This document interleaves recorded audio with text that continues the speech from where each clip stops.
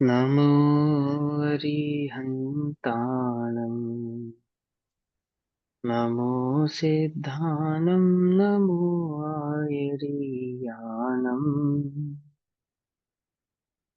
नमो वज्रायाणम् नमो लोये सवसाहुणम्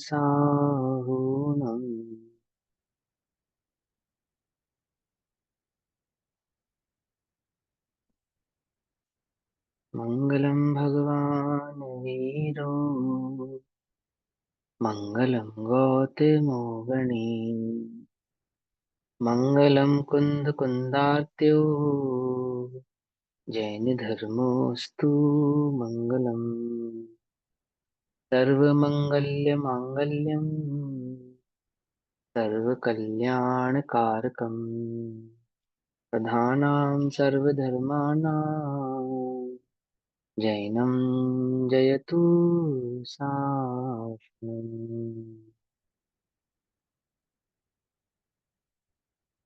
तज्जयति परं ज्योतिः समं समस्तैरनन्तपर्याये दर्पणतल इव सकला प्रतिफलति पदार्थमालिका यत्र।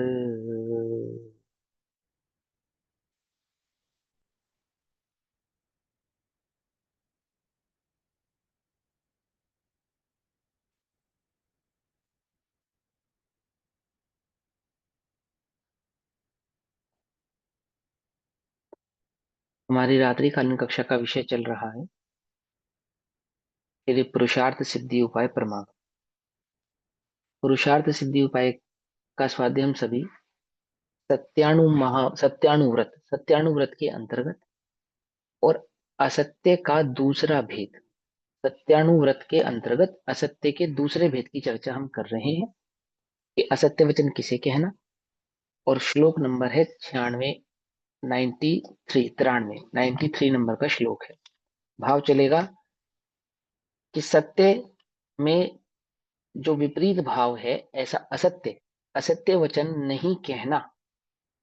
तो नहीं कहना, वास्तविक असत्य वचन तो देखो, सत्य महाव्रत क्या है मालूम? सत्य महाव्रत तो है मौन। कैसा है वह मौन? वह मौन तो दो रूप है, ठीक है ना। जैसे मुख केवली होते हैं, सभी केवली बोलते तो नहीं है, शांत रहते हैं, चुप रहते हैं।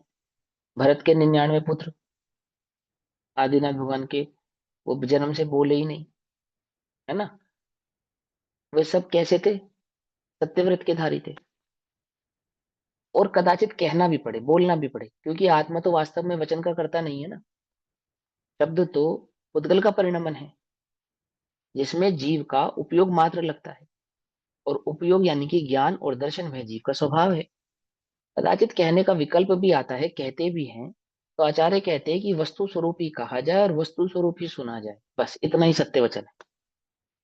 तथापि लोक व्यवहार आदि के लिए हम जो वार्ता आदि करते हैं, कहना सुनना करते हैं, उस बोलने में जो मोह राग द्वेष की जो प्रवृत्ति होती है, अर्थात जो कचाय रूप प्रवृत्ति होती है, क्रोध मान माया लोभ जो प्रवृत्ति होती है, ऐसी क्रोध मान माया लोभ के वशीभूत होकर कहे गए जो वचन है, वे वचन वास्तव में असत्य वचन है। और क्रोध मान माया लोभ और अज्ञान के वशीभूत कहे गए असत्य वचनों को नहीं कहना चाहिए। उनके एक देश त्याग का नाम सत्यानुव्रत है और उनके सर्वदेश त्याग का नाम सत्य महाव्रत है। तो सत्य महाव्रत का अनुपालन करे, ऐसी सामर्थ्यता प्रकट करने हेतु सत्य अनुव्रत की चर्चा कर रहे हैं। जो असमर्थ है सत्य महाव्रत का पालन करने में, उनसे कहते हैं कम से कम सत्य अनुव्रत का पालन तो करना ही चाहिए। और उसके अंतर्गत 93 नंबर के श्लोक में कहते हैं, असदपि हि वस्तु रूपम यत्र पर क्षेत्र काल भावे तै उद्भाव्यते नित्यं तद नतमस् नतमस्मिन् यथाष्टि घटः। निश्चय से जिन वचन में, निश्चय से जिन वचन में अर्थात जिनवाणी में, स्वाध्याय में, है ना, वास्तव में निश्चय से स्वभाव से तो जीव को जिन वचन में जिन वचन में क्या, उन परद्रव्य क्षेत्र काल और भाव से अविद्यमान होने पर भी वस्तु का स्वरूप प्रकट करने में आए, वह दूसरा असत्य है, जैसे यहाँ घड़ा है। अर्थात जैसा वस्तु का स्वरूप जिनेन्द्र भगवान द्वारा कहा गया है, बतलाया गया है, ऐसा वस्तु स्वरूप का प्रतिपादन ना करके कुछ भी अन्यथा वार्ता प्रलाप करना, इसके संदर्भ में, धर्म के संदर्भ में, वस्तु व्यवस्था के संदर्भ में, तो कहते हैं कि वह असत्य वचन है। जैसे कि यहाँ कहना यहाँ घड़ा है नहीं, परंतु कहना यहाँ घड़ा है। एक उदाहरण दिया कि नहीं है और फिर भी कह रहे हो। ऐसे ही जैसा वस्तु का स्वरूप नहीं है, ना तुम जानते हो धर्म के स्वरूप को, ना तुम्हें समझ है, ना तुम्हें खबर है। तो सच्चे धर्म के स्वरूप को समझे बिना, जाने बिना और जानने की चेष्टा किए बिना यही सच्चा धर्म है, ऐसा मिथ्या भाव कहना, वह क्या है? वह असत्य वचन का दूसरा रूप है। पेज नंबर 120, 120 नंबर का पेज है और 93 नंबर का श्लोक है। क्या कहते हैं? निश्चय से जिन वचन में पर द्रव्य, एक स्वद्रव्य एक परद्रव्य, तो पर द्रव्य क्षेत्र काल भाव से पदार्थ सत्ता रूप नहीं है या नहीं है? पर द्रव्य की सत्ता है या नहीं है? बोलो भैया, पर द्रव्य की सत्ता है या नहीं है? और ऐसा कहना कि किसी भी पर द्रव्य की सत्ता नहीं है, एक ही द्रव्य है और वह मैं हूं, और कुछ नहीं है ना? इस प्रकार तो भी वहां प्रकट करना, क्या करना? सत्ता नहीं है तो भी वहां प्रकट करना में दूसरा असत्य है। उसका दृष्टांत यथा अस्मिन घटा अस्ति, जैसे कि यहाँ घड़ा है। क्या कहते हैं? निश्चय से जिन वचन में परद्रव्य क्षेत्र काल भाव से पदार्थ सत्ता रूप नहीं है, तो भी वहां प्रकट करना, ठीक है ना, वह दूसरा असत्य वचन है। किसी क्षेत्र में घड़ा तो था नहीं, उदाहरण को पहले एलोबरेट कर रहे हैं, इसलिए उस समय उस द्रव्य, उसका द्रव्य क्षेत्र काल भाव भी नहीं था, दूसरा पदार्थ था, अतः उस समय उसी का द्रव्य क्षेत्र काल भाव था। किसी ने पूछा कि यहाँ घड़ा है कि नहीं, वहां घड़ा है, ऐसा कह देना दूसरे असत्य का भेद है, क्योंकि नास्ति स्वरूप वस्तु को अस्ति कहा, यह नास्ति स्वरूप वस्तु को अस्ति कहना असत्य वचन है। सिंपल सी बात कि वो उदाहरण तो उन्होंने क्या कहा कि कहीं पे मान के चलो ग्लास रखा था, घड़ा नहीं रखा था, तो घड़े का तो द्रव्य क्षेत्र काल भाव नहीं है, लेकिन ग्लास का द्रव्य क्षेत्र काल भाव वहां पर है। तो जिसका द्रव्य क्षेत्र काल भाव वहां पर है वह तो कहा नहीं, और जो द्रव्य क्षेत्र काल भाव वहां नहीं है, ऐसे वस्तु का वहां पर प्रतिपादन कर दिया कि है। ऐसे ही जिन वचनों में क्या कहते हैं कि जैसा वस्तु का स्वरूप है वैसा तो कहा नहीं, और जैसा वस्तु का स्वरूप नहीं है वैसा कह दिया कि है। समझे नहीं समझे? तो ऐसा कह देना यह असत्य वचन का दूसरा रूप है। तो जैसा वस्तु है, वस्तु का स्वरूप है, वैसा का वैसा ही वस्तु का प्रतिपादन करना वास्तव में सत्य है, ऐसा कहना चाहते हैं। आगे क्या कहते हैं? असत्य का तीसरा भेद कहते हैं। सिंपल सिंपल से उदाहरणों से समझा रहे हैं आपको। तीसरा कहते हैं वस्तु सदपि स्वरूपात् पर रूपेणा विद्यते यस्मिन् अनर्थमिदं च तृतीयं विज्ञेयं गौरिति यथाश्वः। और जिस वचन में अपने चतुष्टय से विद्यमान होने पर भी, अर्थात वस्तु का स्वद्रव्य, स्वक्षेत्र, स्वकाल और स्वभाव वहां पे विद्यमान है, पदार्थ अन्य स्वरूप से कहने में आता है, तो भी उसको उसके स्वरूप से ना कहकर अन्य स्वरूप से कहना, उसे असत्य का तीसरा वचन के समझना चाहिए। जैसे बैल को घोड़ा है ऐसा कहना, जैसे लोक में बैल को घोड़ा कह दिया, तो बैल को घोड़ा कहना असत्य वचन है, उदाहरण के तौर पर समझा रहे हैं, ठीक है ना? जैसे बैल है, साक्षात दिख रहा है बैल है, तो भी साक्षात दिखने वाले बैल को घोड़ा कह देना। ऐसे ही वस्तु जैसी है, साक्षात समझ में आए कि वस्तु ऐसी है, तथापि उसको विपरीत भाव से प्रस्तुत करना, तो क्या है वह असत्य वचन का तीसरे नंबर का भेद है। जिस वचन में यद्यपि पदार्थ अपने चतुष्टय में विद्यमान है, जैसा उस पदार्थ समझ का में नहीं स्वरूप आया है। भैया, ये ऐसे तो कह रहे हैं बैल को घोड़ा, और इसको इतनी तो समझ सबको आई जाएगी ना कि बैल को घोड़ा का है।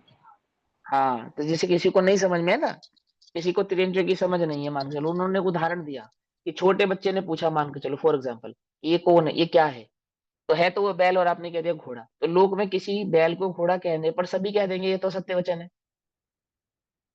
असत्य वचन है। बैल को आप घोड़ा कह रहे हो, या जिसको जो अज्ञानी है, बालक है, नासमझ है, आप उसे मिथ्या भाव क्यों सिखा रहे हो?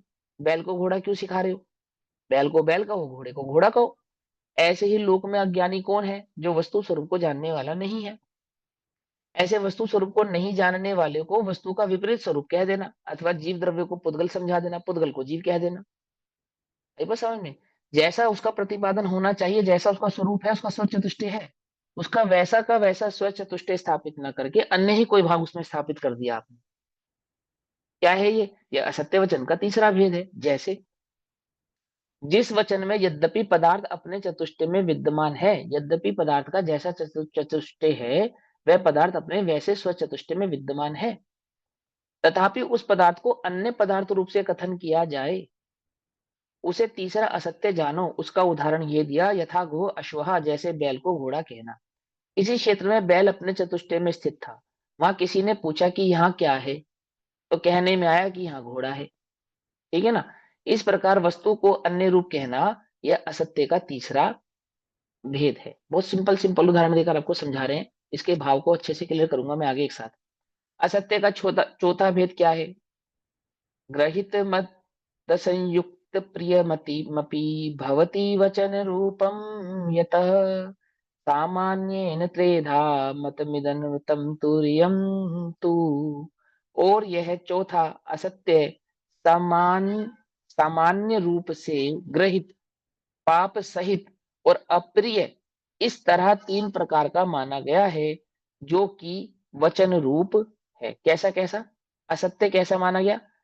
सामान्य रूप से ग्रहित, पाप सहित और अप्रिय। ठीक है ना? क्या मतलब है इसका? यह चौथा असत्य का भेद निश्चय से वचन स्वरूप तीन प्रकार का है। वचन से निंदा के शब्द कहना, किसी की निंदा करना, बुराई करना, अपशब्द कहना, उसके विषय में भला बुरा कहना, ग्रहित जिसको कहा है, वह क्या है? यह असत्य वचन का भेद है।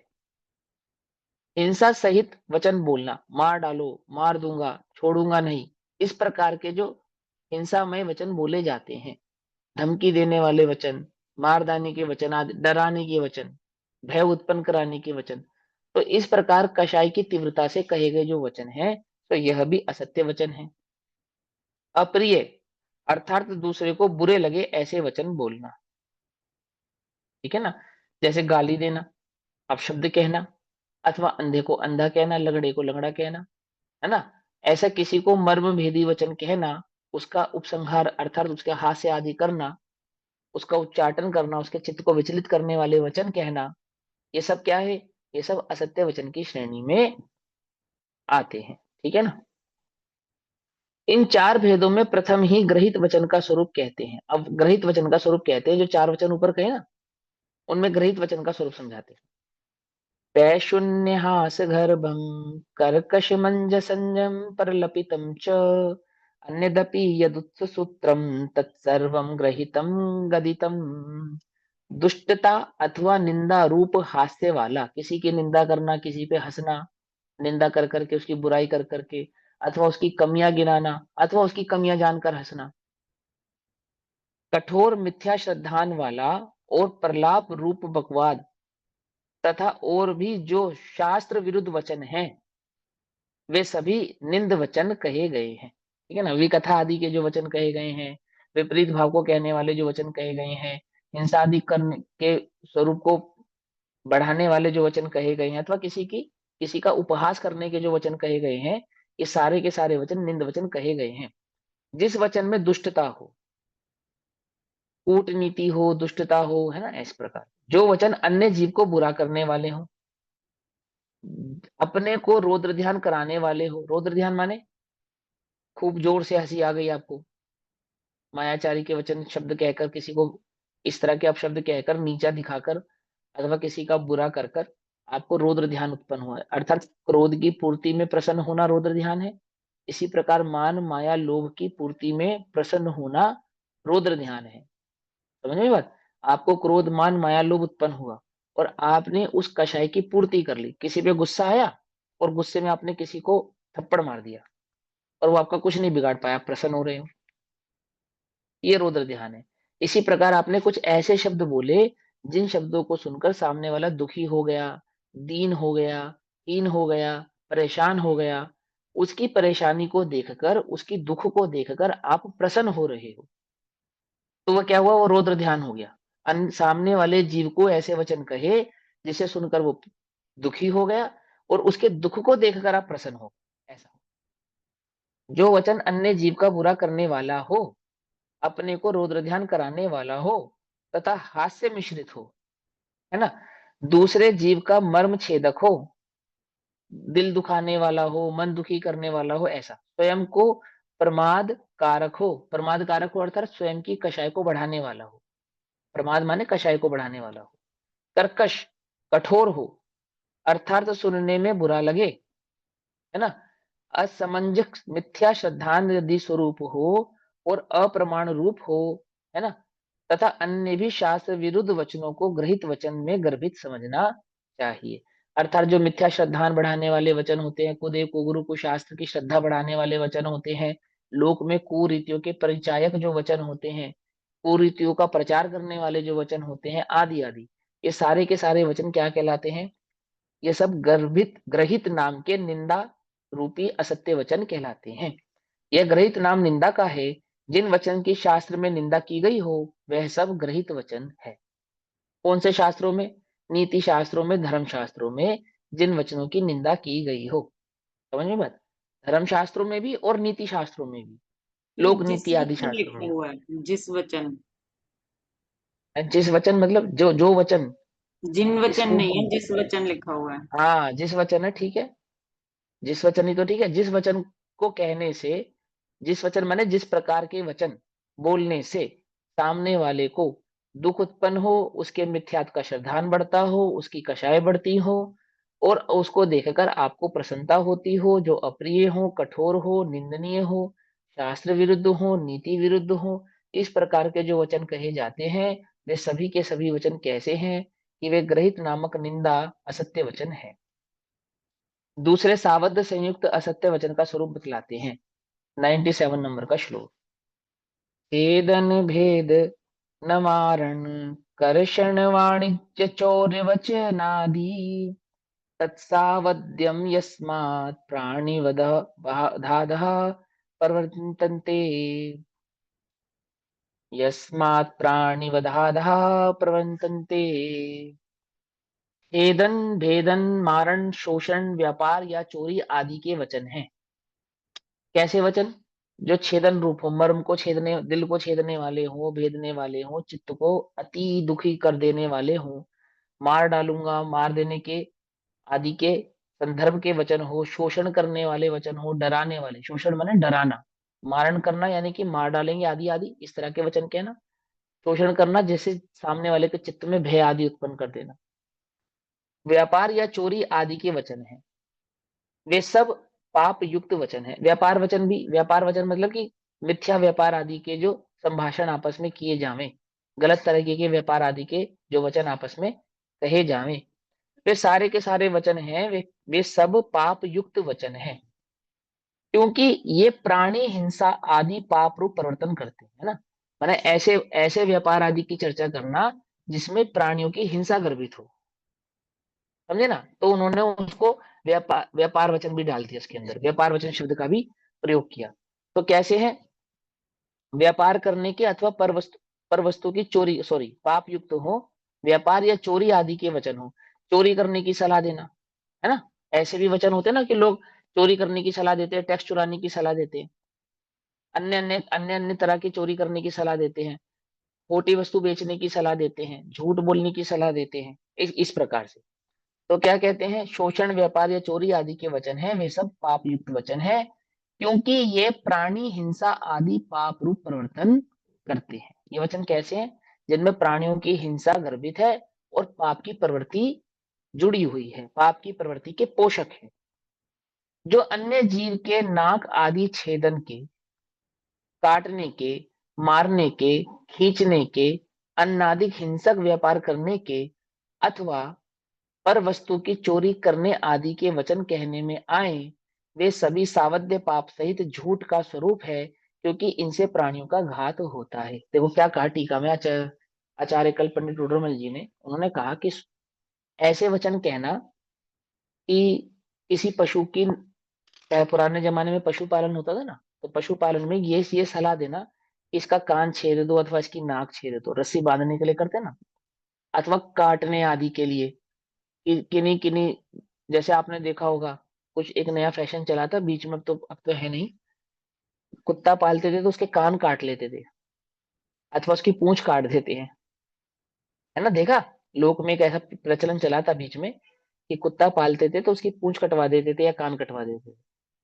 तो इस प्रकार के वचन आपस में संभाषित करना, एक दूसरे को प्रति प्रेरित करना कि हाँ तुम पशु का अमुक अंग कटवा दो अथवा इस प्राणी का अमुक अंग कटवा दो, इसका छेदन कर दो, इसको मार डालो, इसे खींच के बांध, पकड़ दे भाग ना जाए, कस के बांधियो इसको, ऐसा, इस तरह के वचन अनाधिक हिंसक व्यापार करने के, मैंने इस प्रकार के व्यापार करने के जिनमें बहुत हिंसा हो, इस प्रकार के व्यापार की प्रेरणा देना जिन व्यापारों को करने में हिंसा बहुत हो, या तो उदाहरण के तौर पे अनाधिक कह दिया, लेकिन इस प्रकार के व्यापार जिन व्यापारों को करने से हिंसा बहुत आय होती है, ज्यादा हिंसा होती है, अथवा पर वस्तु की चोरी करने के आदि जो वचन कहने में आते हैं कि उसका सामान उठा ले, उसको उसका पैसा मत देना, है ना, आदि आदि, इस प्रकार के जो वचन कहने सुनने में आते हैं उनकी बात कर रहे हैं।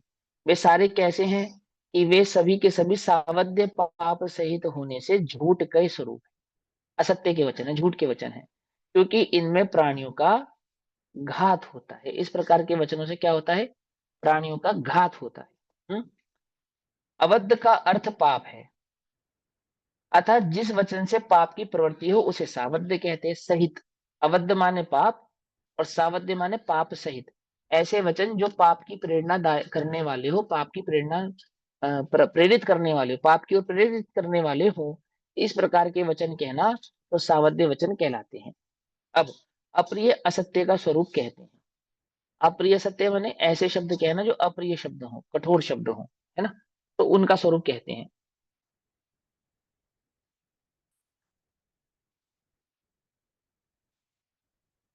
आरतिकरम भीतिकरम खेदकरम वेर शोक कलहकरम यदरमपि तापकरम परस्य तत्सर्व प्रियम गेयम। अर्थात जो वचन दूसरे जीव को, ये चार अक्षर हैं, ये चार अक्षर हैं, ये चार अक्षर हैं, जो वचन दूसरे जीव को अप्रीतिकारक, भयकारक, खेदकारक, वैर शोक तथा कलह कारक हो, और जो अन्य भी संताप कारक हो, वे सर्व ही अप्रिय जानना चाहिए। अप्रिय वचन जो प्रिय लगने वाले वचन नहीं है, दुखी कर देने वाले वचन है। कैसे हैं वे वचन, जो अन्य जीवों को, जैसे लंगड़े को लंगड़ा कहना, अंधे को अंधा कहना, गूंगे को गूंगा कहना, आदि आदि, किसी के रंग का मजाक उड़ाना, किसी के शरीर का मजाक उड़ाना, किसी की गरीबी का मजाक उड़ाना, किसी की अविद्या का मजाक उड़ाना, है ना, ऐसे कई प्रकार के जो वचन कहे जाएं, जिन वचनों को सुनकर कैसा हो जाए कि जिन वचनों को सुनकर जीव को भय भय उत्पन्न हो, खेद उत्पन्न हो, दुखी हो जाए, बैर उत्पन्न हो जाए, एक दूसरे के प्रति बैर हो जाए, शोक माने शोक दुख से भी ज्यादा गहरा, बहुत ऊंचा ऊंचा रोना, परेशान होना, रात को नींद नहीं आना, आदि आदि, कलह कारक हो, और जो अन्य भी संताप कारक हो, जो कई प्रकार के संताप को उत्पन्न कराने वाले हों, वे सारे के सारे वचन ही कैसे हैं, असत्य वचन की श्रेणी में जाते हैं। देखो, भले ही अंधा है, तथापि क्या कहते हैं, अंधे को अंधा नहीं कहना, ये कह रहे हैं। भले ही वह अंधा है, तथापि क्या, अंधे को अंधा नहीं कहना। लंगड़ा है अथवा गरीब है, उसमें वह कमी हो सकती है, उसमें वह कमी हो सकती है, ऐसी कमी होने पर भी उसकी उस कमी का मजाक नहीं उड़ाना। तो मजाक नहीं उड़ाना, तो उसको क्या कहा, असत्य वचन कहा। आप कह सकते हो कि आप ऐसा हमें क्यों कह रहे हो, अगर हमने किसी को ऐसा कहा भी है तो क्या गलत कह दिया, वो तो कमी उसमें है ही ना, वो तो दोष उसमें है ही ना, कि भले ही वह दोष उसमें है, तथापि ऐसा दोष होने पर भी उस जीव को उस प्रकार के वचन नहीं कहने चाहिए। जो वचन दूसरे को अरति करने वाला, अरति का मतलब होता है दुख उत्पन्न करने वाला, है ना, अरति मतलब कि जैसे एक अरति का परिणाम हो जाता है ना अंदर में, चित्त की विचलता, जिसको उच्चाटन कहते हैं। उचट जाता है जीव, कहीं मन नहीं लगता, अच्छा नहीं लगता, किसी की बात सुनने का मन नहीं करता, किसी के साथ बैठने का मन नहीं करता। वो जो शोक का परिणाम है उसको अरति कह रहे हैं।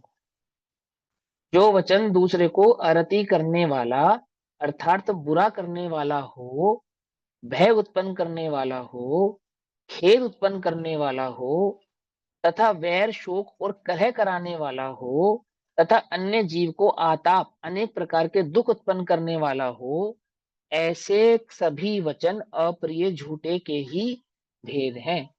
समझ में बात?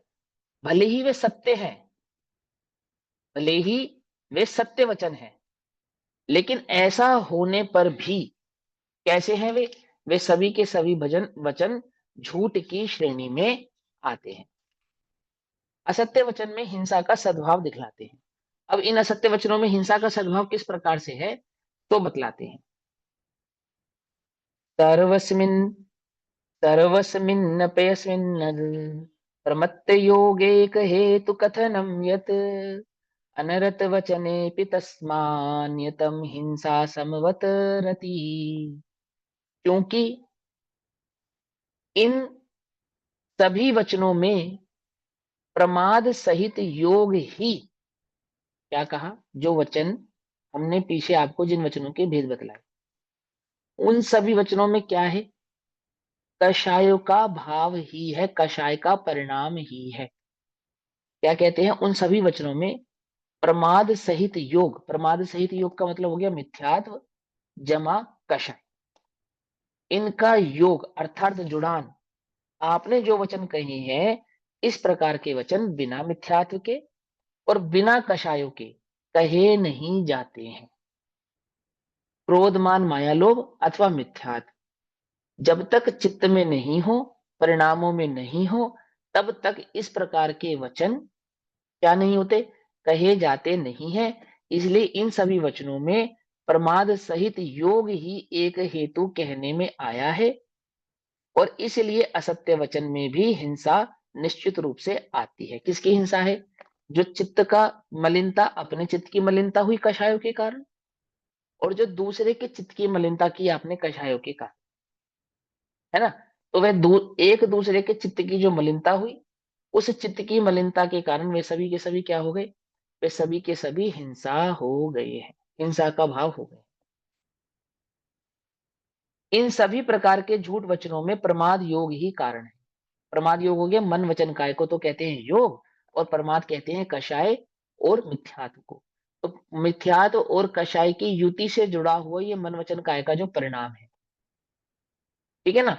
ये परिणाम, ये इस प्रकार के मन वचन काय की चेष्टा कब हो सकती है, कि वचन की इस प्रकार की चेष्टा कषायों से युक्त होने पर ही हो सकती है।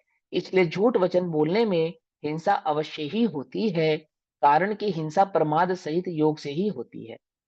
हिंसा किससे होती है, कि मन का, वचन का और काया का कषाय युक्त होना, ऐसा होने पर ही हिंसा हो सकती है। प्रमाद के बिना हिंसा नहीं होती है। जहां प्रमाद सहित योग नहीं होता, वहां हिंसा भी नहीं होती। अर्थात जिनके चित्त में कषाय नहीं होती, ऐसे जीवों की मन वचन काय की प्रवृत्ति होने पर भी हिंसा नहीं होती, ऐसा कह रहे हैं। और जिनके चित्त में मिथ्यात्व और कषाय होता है, ऐसे जीवों की मन वचन काय की प्रवृत्ति हिंसक ही होती है, ऐसा कह रहे हैं। जहां प्रमाद सहित योग है, वहां हिंसा अवश्य होती है। तत्वार सूत्र में हिंसा का लक्षण क्या कहा, प्रमत्त योगात प्राण व्यापार रोपणम हिंसा, ऐसा कहा जाता है।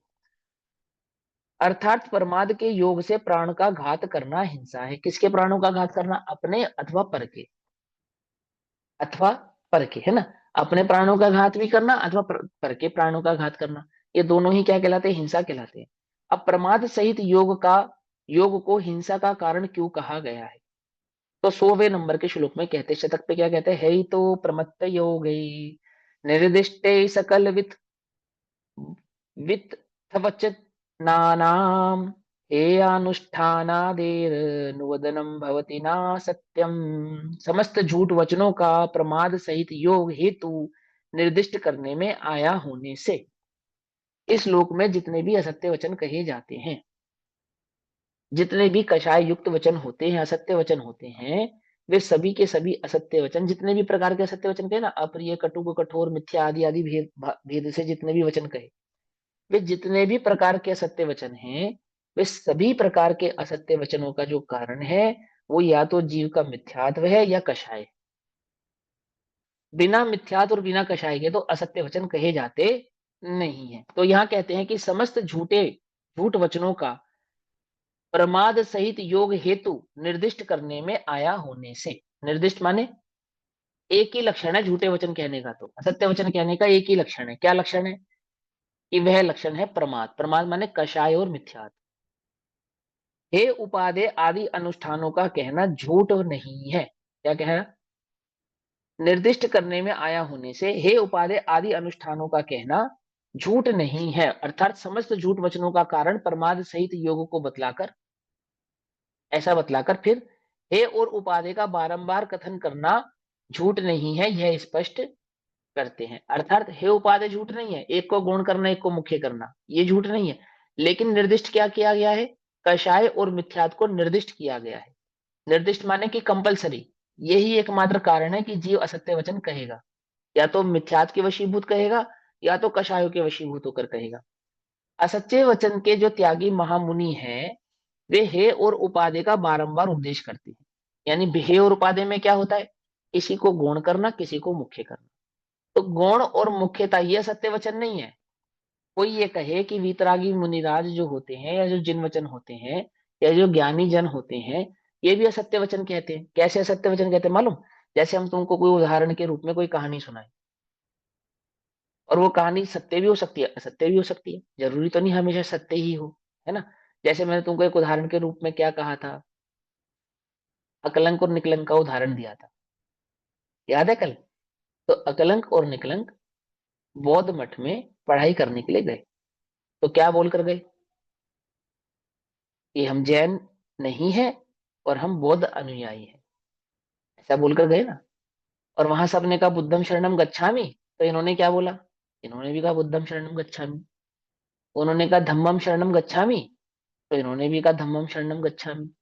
और उन्होंने कहा संघम शरणम गच्छामि, तो इन्होंने भी कहा संघम शरणम गच्छामि, है ना।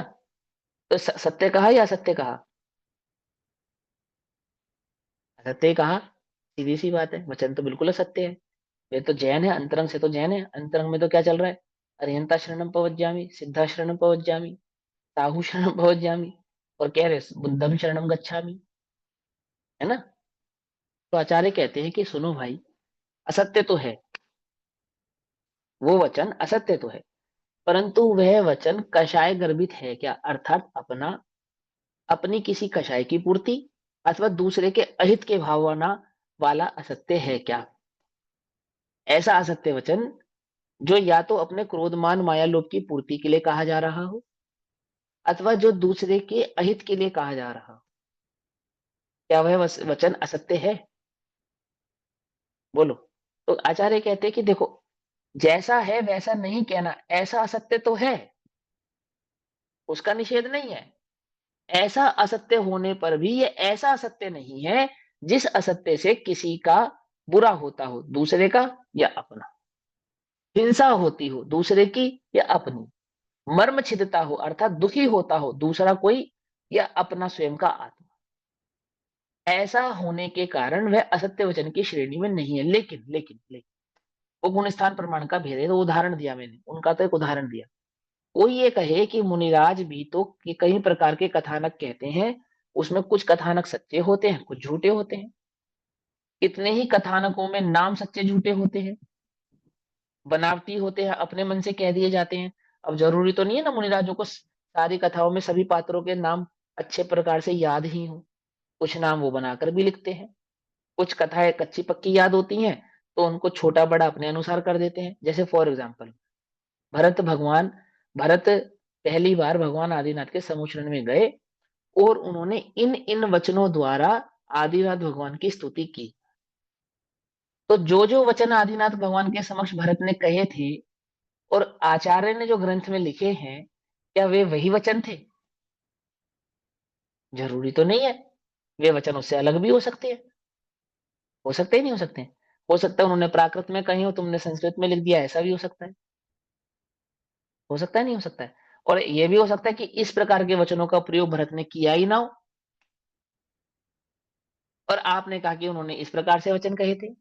जैसे जैसे सहस्त्र नाम स्तोत्र में 1008 नामों से भगवान की स्तुति की, तो क्या वास्तव में इंद्र ने 1000 यही 8 नाम, यही 1008 नाम कहे थे? हो सकता है ऐसे ही कही हो सकता है कुछ से अलग भी कही हो। ऐसा भी हो सकता है कि इस क्रम में ना कहे हो, किसी अन्य क्रम में कहे हो, और आप जिस क्रम में हमें समझा रहे हो वो अन्य क्रम हो। ये भी तो सब असत्य वचन हुआ या नहीं हुआ? हुआ या नहीं हुआ? तो देखो क्या कहते हैं, सुनो भाई, असत्य वचन के जो त्यागी महामुनि हे और उपाधि का बारंबार उपदेश करते हैं, पुण्य कथा में नाना प्रकार के अलंकार सहित नव रसों का वर्णन करते हैं। नौ रस होते हैं ना, नौ रस, हास्य रस, है ना, ऐसे ही वीर रस, और क्या नाम है, वैराग्य रस, राग रस, इस प्रकार के कई प्रकार के रस, 9 प्रकार के रस होते हैं। इन 9 प्रकार के रसों के साथ कथानक कहे जाते हैं। महापाप की निंदा करने पर पापी जीवों को उनका उपदेश अप्रिय लगता है। जैसे पंडित डोडोमल जी ने क्या कहा, शराब की बुराई करने पर कलाल को दुख होता है, तो वह कोई हिंसा के वचन नहीं है। हमने पाप की निंदा की, और किसी जीव के अंदर उस प्रकार का पाप है, तो उसको क्या लगा कि ये तो निंदा करते हैं, आचार्य तो निंदा करते हैं। तो क्या कह रहे हैं, नहीं नहीं, वो निंदा के वचन नहीं है। पाप की निंदा करना ये निंदा के वचन नहीं है ना। उपदेश किसी को अप्रिय लगता है, अथवा कोई जीव अपने हितैषी के लिए धर्मोपदेश देते हैं, किंतु वे अपने लिए दिए गए धर्मोपदेश को सुनकर भी महादुख पाते हैं, है ना। किसी को हित की बात कहो, अच्छी बात कहो, सच्ची बात कहो, तो जरूरी नहीं है आप उसको आपके हित की कही हुई बात, अच्छी बात, सच्ची बात अच्छी ही लगे। देखो लोक में कितने जीव हैं जिनको आप आत्मा शब्द तो भले ही कह दो, तो उनको ऐसा लगता है कि आपने जैसे पाकिस्तान का नाम ले दिया हो। क्यों, ऐसा लगता नहीं लगता? आत्मा शब्द सुन के तो ऐसा लगता है जैसे बम फोड़ दिया हो परमाणु। या किसी को थोड़ा अच्छी सलाह दो ना, कि देखो भैया ऐसे नहीं, ऐसे करना चाहिए, अथवा इस प्रकार के वचन नहीं कहने चाहिए, अथवा इस प्रकार का भाव नहीं रखना चाहिए, तो उसको एकदम बुरा लग जाता है। अब उसको नीचा दिखाने के लिए तो नहीं कहे, उसके हितैषी, उसके हित की भावना रख कर ही कहे गए हैं। और ये तो धर्म की बात है। आप धर्म की बात से विपरीत भी हो जाओ ना, तो किसी के हित के लिए अगर कोई बात कहे, जैसे माँ बाप अपने बच्चों को शिक्षा देते हैं, तो कुछ तो उनको अच्छी लगती है, कुछ नहीं अच्छी लगती, है ना। चिढ़ जाते हैं, झल्ला जाते हैं, आप तो ऐसे उपदेश करते रहते हो, ऐसा कह देते हैं। लोक में भी किसी के भले के लिए कोई बात कही जाए, वो उल्टी पड़ जाती है, पड़ जाती है, नहीं पड़ जाती है ना। ऐसे ही स्वरूप है इस श्लोक का। आप किसी का भला करने जाओ, तो जरूरी नहीं है कि वो आपकी की गई भलाई को भला ही समझे, वो उसको विपरीत भी समझ सकता है, उससे छल भी ग्रहण कर सकता है, आपके विपरीत भी हो सकता है। कई बार तो जीव विपरीत भावना से जाता है तो मित्र हो जाता है। ऐसा होता है ना, ठग से दोस्ती कर लेते हैं लोग और साहूकार को दुश्मन समझ लेते हैं। अब जिसकी जैसा उदय, जैसी उसकी जीव की उदय की अवस्था है, वैसी उसकी बुद्धि हो जाती है। आचार्य कहते हैं बुद्धि कर्मानुसारणी, जैसा कर्म का उदय होने वाला है या होता है, जीव की बुद्धि उसी के अनुसार हो जाती है। बुद्धि कर्मानुसारणी, कर्म के आधार से बुद्धि विपरीत अथवा सही दिशा में आप परिवर्तित हो जाती है। लोक में भी एक कथा है कि जब किसी के पाप का उदय आने वाला हो अथवा पुण्य का उदय आने वाला हो, तो सर्वप्रथम क्या होता है कि सर्वप्रथम उसकी बुद्धि बदल जाती है।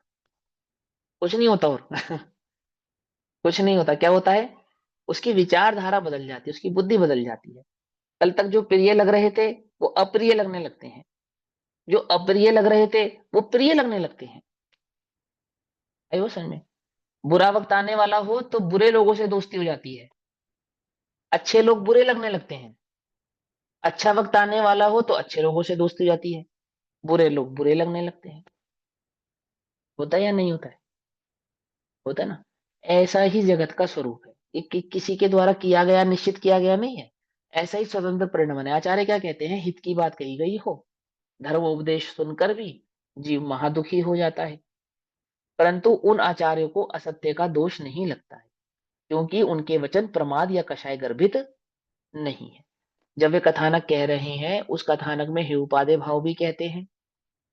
उस कथानक में कई प्रकार के शब्द अपनी तरफ से भी डालते हैं, कुछ वैसे के वैसे भी होते हैं।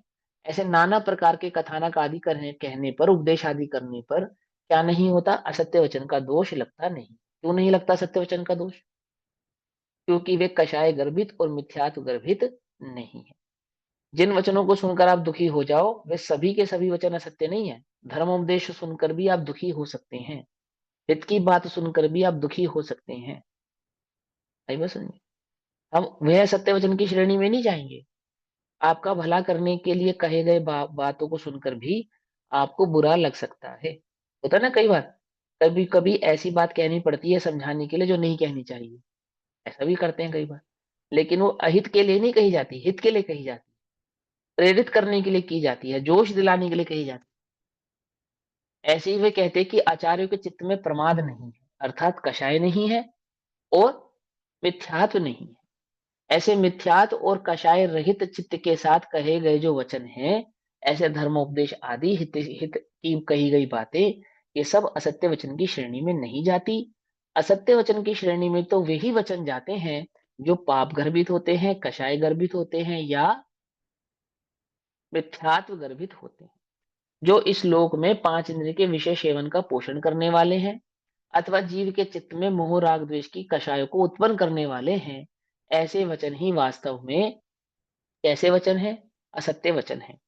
प्रमाद पूर्वक वचन में ही हिंसा है। जो वचन कषाय युक्त होकर कहे गए हों, पाप युक्त होकर कहे गए हों, मिथ्यात्व युक्त होकर कहे गए हों, ऐसे वचन ही वास्तव में हिंसा है। और ऐसे हिंसक वचनों को ही असत्य वचन कहा है। इसलिए कहा है कि प्रमाद सहित योग से वचन बोलना वही झूठ है, अन्यथा नहीं। अब तुम्हें नरक का स्वरूप समझाया और तुम्हें भयभीत हो गए, तो तुम क्या कहोगे? आचार्य जो है असत्य वचन कह रहे हैं, क्योंकि ये भय उत्पन्न कराने वाले वचन है। चार गति 84 लाख एक योनियों के दुख दिखाने वाले वचन कहे, तो चार गति 84 लाख योनियों के दुखों को जानकर तुम्हें घबराहट हो गई, अंतर में तुम्हें लगने लगा हो इतना दुख, तो वो जो तुम्हारे चित्त में दुख उत्पन्न हुआ, वे असत्य वचन के कारण नहीं हुआ है। वो उनको असत्य वचन नहीं कहा है। जो कषाय की पूर्ति के लिए, पाप की पूर्ति के लिए कहे गए वचन होते, वे वचन असत्य वचन होते। किसी का हित करने के लिए कहे गए वचन वे असत्य वचन नहीं है। खास करके जो वीतराग में वीतरागता को बढ़ाने वाले, देवशास्त्र गुरु के सन्मार्ग पर चलाने वाले वचन हैं। ऐसे चार अनुयोग रूप कहे गए जिनवाणी के वचन तो, और जैनाचार्यों के द्वारा कहे गए वचन तो वास्तव में असत्य वचन नहीं है। भले ही उनको सुनकर कदाचित तेरा चित्त दुखी भी होता हो, कदाचित तेरे चित्त में शोक भी उत्पन्न होता हो, भय भी उत्पन्न होता हो, तथापि ऐसा होने पर भी वे असत्य वचन नहीं है। ठीक है ना? असत्य वचन के त्याग का प्रकार कहते हैं। अब जैसे हम मान के चलो मिथ्या देवी देवताओं के स्वरूप का वर्णन करें, कुदेव कुगुरु और कुशास्त्र के स्वरूप का वर्णन करें, और जो उनकी मान्यता रखने वाला हो उसको दुख हो सकता है। हो सकता है, नहीं हो सकता? हो सकता है। लेकिन लेकिन क्या वे असत्य वचन की श्रेणी में जाते नहीं है? कुगुरु कुशास्त्र और कुधर्म का स्वरूप बतलाने पर वे असत्य वचन की श्रेणी में जाते नहीं। हाँ, जो कषाय युक्त होकर कहे जाए, दूसरे को नीचा दिखाने के लिए कहे जाए, अथवा अपना लालच सिद्ध करने के लिए कहे जाए, वे सब वचन असत्य वचन की श्रेणी में ही जाते हैं। ठीक है ना? हित और अहित की भावना का उसमें निहित होना चाहिए। हित की भावना से कहे गए जो वचन है, सच्चा हित तो मोक्ष मार्ग है। हित की भावना से कहे गए जो वचन है वे कैसे हैं? वे सत्य वचन है। अहित की भावना से कहे गए जो वचन है वे कैसे हैं? वे असत्य वचन है। ऐसा कह रहे हैं। असत्य वचन के त्याग का प्रकार कहते हैं, भोगोपभोग साधन मात्रम सावध्यमक्षमा मोक्तुम ये तेपि शेषमनर्तम समस्तमपि नित्यमेव मुंचन्तु। जो जीव भोगोपभोग के साथ। भैया जी, इससे पहले तो हम जैसे मिथ्या दृष्टि हैं तो हमारे तो सभी वचन असत्य वचन ही होंगे फिर, क्योंकि हम तो प्रमाद और कषाय युक्त है ही हमेशा। हाँ, इसमें इसमें इतना समझना चाहिए कि जो मिथ्यादृष्टि जीव है ना, जो सर्वसाधारण जीव है, ऐसे जीवों को स्थूल कषायों के वशीभूत होकर वचन नहीं कहने चाहिए। स्थूल कषाय जैसे स्थूल क्रोध, स्थूल मान, स्थूल माया, स्थूल लोभ, जो स्पष्ट ही हमें अंतरंग में भाषित हो रहा है कि हमारे ये जो वचन है, ये कषाय युक्त हैं, पांच पाप युक्त हैं, और पांच पाप या विषय सेवन को प्रेरणा करने वाले हैं। ठीक है ना? तो व्यवसाय के सभी वचन असत्य वचन में श्रेणी में ही चले जाते हैं। एक मिथ्या दृष्टि निचली भूमिका हो तो वहां इस प्रकार से समझना चाहिए, है ना? देखो, तो वास्तविक सत्य फिर वचन तो क्या है? जैसे जो शुद्धोपयोग वचन गुप्ती रूप है, वो है ना जी वास्तविक सत्य वचन, तो वही है। बाकी तो जैसे सब आप सत्य और असत्य का जो भेद है, वो स्थूल और कषाय की अपेक्षा से समझना चाहिए। हाँ, आप पूछो क्या कह रहे हो? जैसे आपने कहा था कि मतलब इसमें लिखा हुआ था पापी पाप की निंदा करना, पापी की नहीं करना। तो हाँ। वो बेसिकली दैट यदि हम मिथ्या दृष्टि प्रमाद वश होके भी पाप की अकेली निंदा करें, पापी की ना करें, तो वो तो वो परंपरा से असत्य वचन की श्रेणी में नहीं जाता है। नहीं वो तो आप जाता। शास्त्र वचन कह रहे हो ना। हम्म शास्त्र वचन आप देखो, सुनो, मान के चलो, शास्त्र में एक बात कही गई है, बड़े ध्यान से समझना, और शास्त्र की उस बात को भी मैं अपनी कषाय पूर्ति के लिए कहूं। हम्म लिखी तो शास्त्र में है, कही तो आचार्यों ने है, और बात बिल्कुल सत्य है। आचार्यों ने जब कही थी, वो तो वीतराग भाव से कही थी, हम्म लेकिन मैं उसी ही बात को कषाय के वशीभूत होकर कहूं, किसी अन्य को हम्म नीचा दिखाने के लिए कहूं, हम्म अथवा अपनी लोभ वृत्ति को सिद्ध करने के लिए कहूं, तो वह असत्य वचन की श्रेणी में चला जाता है। शास्त्र हम्म की बात असत्य वचन की श्रेणी में नहीं जाती, परंतु मेरे चित्त में जो अभिप्राय है, उस अभिप्राय की पूर्ति के कारण वो असत्य वचन की श्रेणी में चला जाता है। फॉर एग्जाम्पल के तौर पर समझाता हूँ। देखो, जैसे पांच पाप होते हैं ना, तो पांच पाप के अतिचारों का वर्णन है।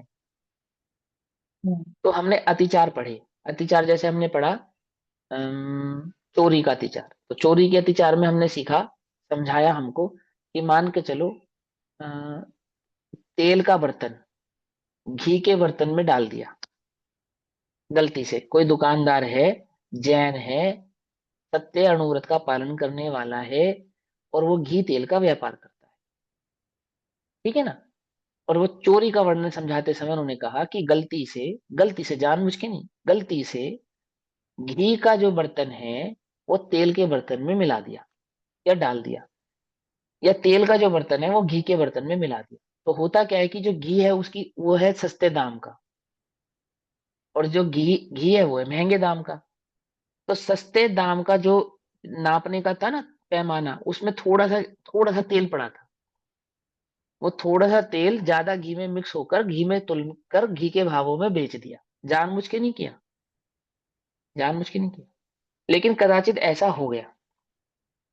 तो कहते हैं कि वो अचौर्य अणुव्रत का अतिचार है, ऐसा कहा।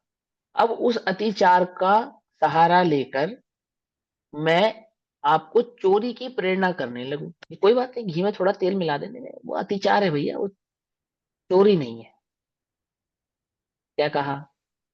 अब लिखा तो है ऐसा कि ऐसा होने पर वो अतिचार है।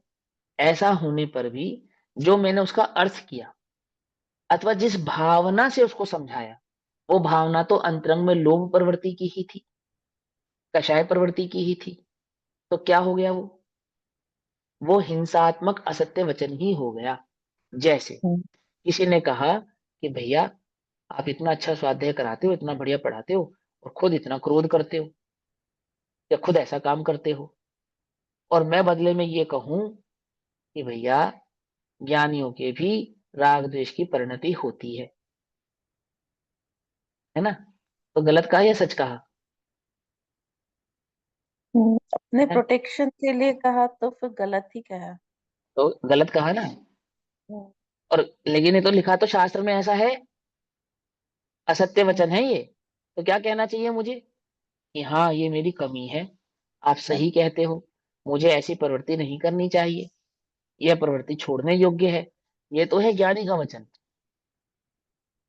लेकिन अगर वो ये कह रहा है, क्या कह रहा है, कि भैया निचली भूमिका में तो ऐसे कार्य होते हैं, ज्ञानियों के भी होते हैं, रामचंद्र जी भी करते हैं, भरत बाहुबली के बीच में भी हो रहे हैं।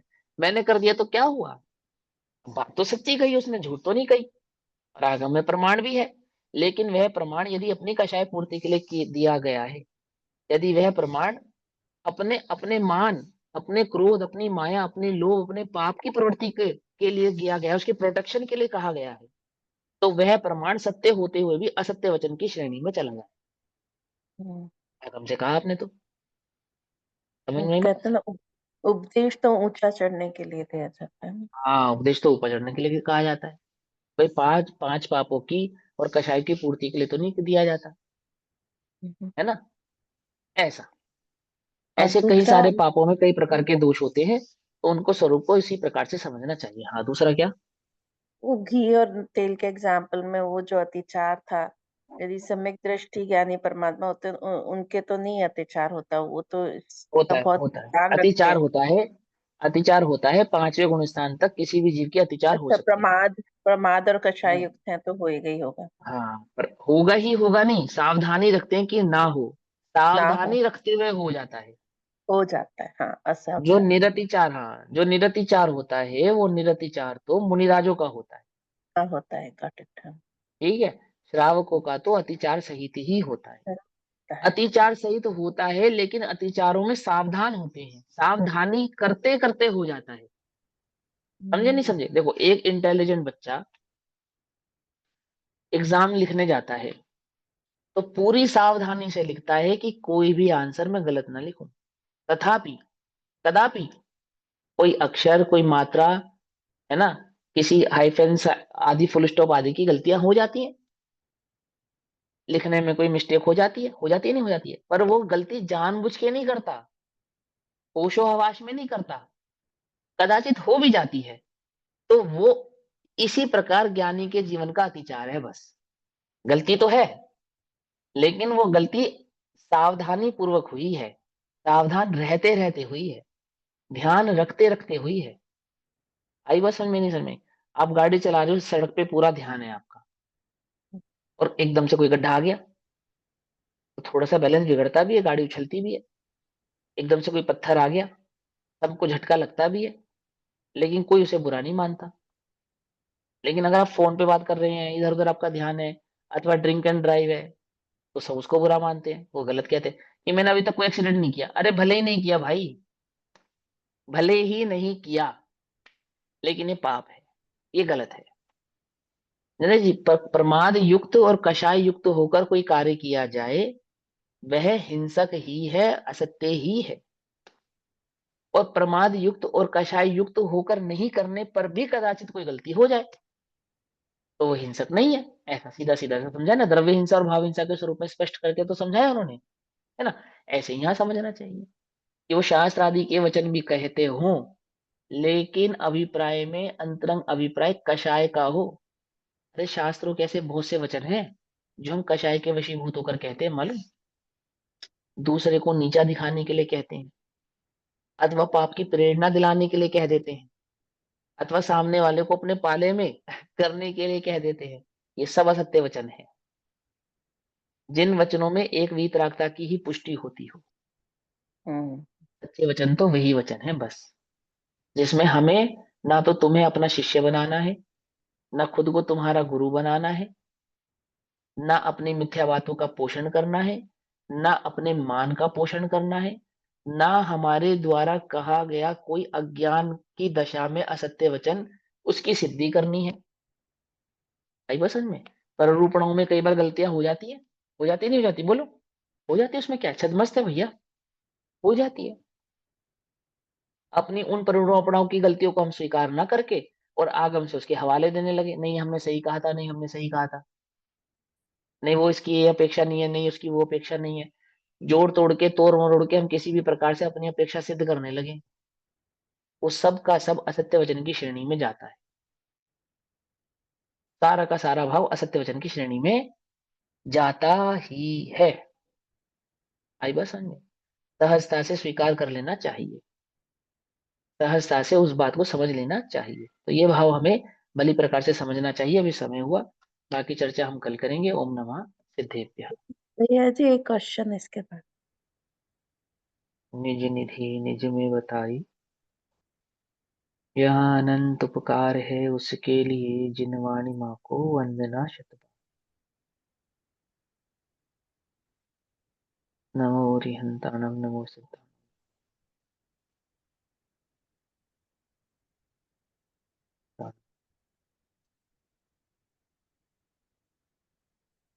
नमो रिहंताणम।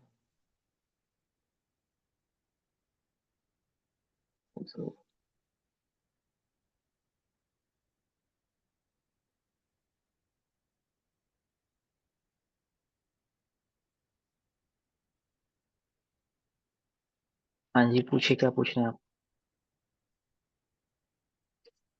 लगता है क्वेश्चन नहीं है वो, अब याद नहीं रहा क्वेश्चन, सॉरी। भूल गए, कोई बात नहीं। हाँ बाद हाँ। में पूछ